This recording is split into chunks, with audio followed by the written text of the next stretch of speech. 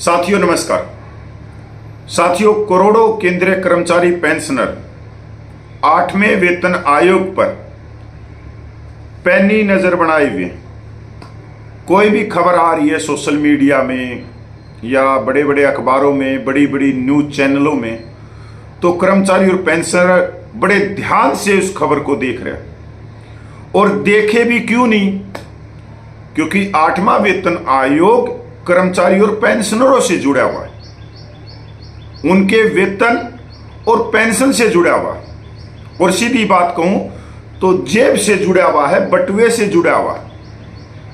अगर 8वां वेतन आयोग लागू हो रहा है तो सीधी सी बात है, वेतन और पेंशन में इजाफा होगा।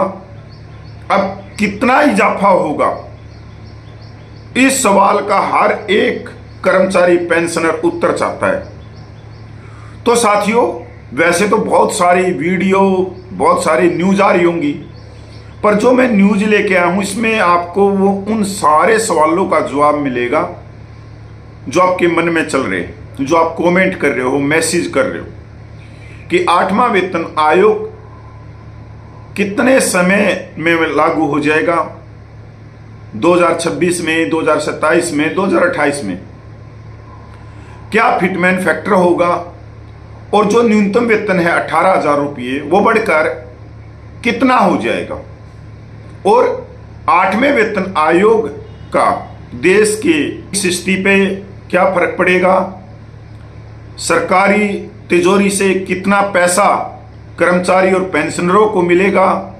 इन सारे सवालों का जवाब थिंक टैंक के ने दिया है। एक थिंक टैंक की रिपोर्ट आई है, और जिस रिपोर्ट को बिजनेस स्टैंडर्ड, जो एक इंग्लिश का बड़ा न्यूज़पेपर है, उसने छापा है। इसमें बहुत सारे सवालों के जवाब मिल रहे हैं, क्योंकि एक व्यक्ति ने ये रिपोर्ट नहीं बनाई है, तो स्वाभाविक है 5-7 व्यक्ति ने ये एक रिसर्च करी होगी जब ये रिपोर्ट तैयार हुई है थिंक टैंक की। तो इसमें बहुत कुछ चीजें साफ हो रही हैं। तो साथियों, ये वीडियो आप लास्ट तक देखना। अगर ये पूरा वीडियो आप लोगों ने देख लिया तो आपको किसी और दूसरे पत्रकार हैं, जो गोदी मीडिया हैं, जो गुमराह करने वाले कोट टाई वाले यूट्यूबर हैं, या सैनिकों के नाम से जो यूट्यूब चला रहे हैं, उनको देखने की जरूरत नहीं रहेगी, क्योंकि इसमें रिपोर्ट में बहुत कुछ है। तो साथियों, शुरू करते हैं एक बार। आप ऊपर देख रहे हैं, 8वें वेतन आयोग के भुगतान से वित्त वर्ष 27 में ब्याज दरों में बढ़ोतरी का चक्कर शुरू हो सकता है, रिपोर्ट इसका ये टाइटल है। पहले ये ब्याज दरों से लेके और जो आरबीआई बैंक है उस चीज को भी इन्होंने बड़ी गहराई से इस रिपोर्ट में शामिल किया। निजी थिंक टैंक क्वांटिको रिसर्च की एक हालिया रिपोर्ट के अनुसार 8वें केंद्रीय वेतन आयोग के भुगतान से विकास मुद्रास्फीति संतुलन कुछ हद तक प्रतिकूल रूप से प्रभावित हो सकता है, और यह 2026-27 वित्त वर्ष 27 या 2027-28 के अंत में भारतीय रिजर्व बैंक आरबीआई के दर वृद्धि चक्र को गति प्रदान कर सकता है। रिपोर्ट में तर्क दिया गया है कि 8वें वेतन आयोग को प्रशासनिक देरी का सामना करना पड़ रहा है, और अंतिम क्रियान्वयन में कम से कम 1 साल की देरी होने की उम्मीद है, जिसका अर्थ है कि संशोधित भुगतानों का वितरण काफी बकाया राशि के साथ किया जाएगा। इससे विकास और मुद्रास्फीति दोनों पर असर पड़ेगा। अब पहले पैरे में यह है कि 8वां वेतन आयोग में देरी होगी, और देरी के कारण जब एरियर के साथ में इसका भुगतान करना पड़ेगा, और इसका सीधा जो ब्याज दरों में है वो भी बढ़ाई जाएंगी, और मुद्रास्फीति पे भी प्रभाव पड़ेगा। काफी बकाया भुगतान से कोर मुद्रास्फीति पर अधिक प्रभाव पड़ने की आशंका है, क्योंकि इससे समय के साथ वस्तुओं और सेवाओं की मांग में वृद्धि होगी तथा आवास किराए में तत्काल परिवर्तन होगा। मतलब 8वां वेतन आयोग लागू होते ही वस्तुओं और सेवाओं की मांग बढ़ेगी। वस्तुएं मतलब जैसे बाइक होगी, भाई कार होगी, या कोई किसी ने प्लाट लेकर मकान बना लिया, यहाँ तक जो किराए पे रहते हैं वो किराए में भी बढ़ोतरी होगी। तो बहुत ही गहराई से इन्होंने ये रिसर्च की है। रिपोर्ट में कहा गया है बकाया भुगतान उपभोग के माध्यम से विकास को कुछ सहारा तो देगा ही, साथ ही मुद्रास्फीति का दबाव भी बढ़ेगा। आवास घटक में बदलाव और अन्य मुख्य घटकों की मांग में वृद्धि के माध्यम से इससे विकास मुद्रास्फीति का संतुलन प्रतिकूल रूप से प्रभावित होगा, जिससे आरबीआई को वित्त वर्ष 2027-28 के अंत में ब्याज दरों में वृद्धि का चक्कर शुरू करने के लिए प्रेरित होना पड़ेगा। थोड़ा मेरा गला भी खराब है, उसके कारण फरवरी से अब तक केंद्रीय बैंक की मौद्रिक नीति समिति ने रेपो दर में 100 आधार अंकों बीपीएस की कटौती की है। 6 अगस्त को अपनी न्यूनतम समीक्षा में इसने सर्वसम्मति से नीतिगत दर को 5.5% पर अपरिवर्तित रखने तथा तटस्थ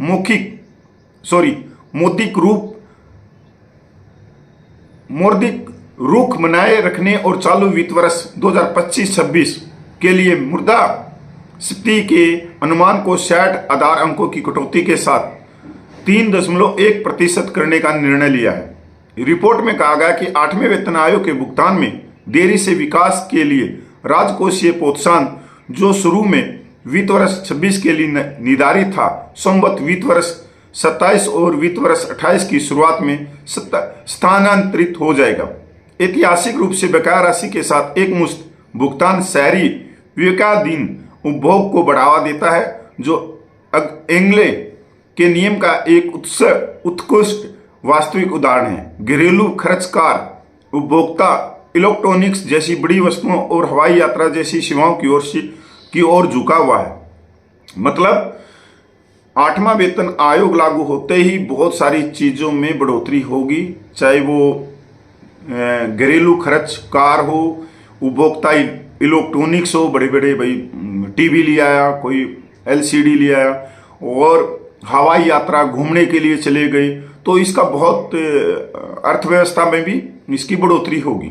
बढ़ी हुई प्रयोज्य आय का एक हिस्सा बचत संबद्ध बैंक जमा और इक्विटी निवेश में भी प्रवाहित होने की संभावना है। मतलब अगर एरियर आया तो उसकी एफडी करवा देंगे, यहाँ तक वो शेयर मार्केट में भी पैसा लगा देंगे, म्यूचुअल फंड में भी लगाएंगे बहुत, क्योंकि अब जो फर्स्ट क्लास के ऑफिसर हैं, सेकंड क्लास के बड़े ऑफिसर हैं, वो तो सारा पैसा ही म्यूचुअल फंडों में शेयर मार्केट में लगाते हैं पूरा का पूरा। रिपोर्ट में उल्लेख किया गया कि 8वें वेतन आयोग का फिटमेंट फैक्टर 2 के करीब हो सकता है। ये सुनने की बात है। रिपोर्ट में उल्लेख किया गया कि 8वें वेतन आयोग का फिटमेंट फैक्टर 2 के करीब हो सकता है, जबकि 7वें वेतन आयोग के तहत यह 2.57 था। इससे न्यूनतम वेतन 7वें वेतन आयोग के तहत 18,000 से बढ़कर 35,000 से 37,000 हो जाएगा। वेतन भर्ती और पेंशन में संशोधन सहित राजकोष पर कुल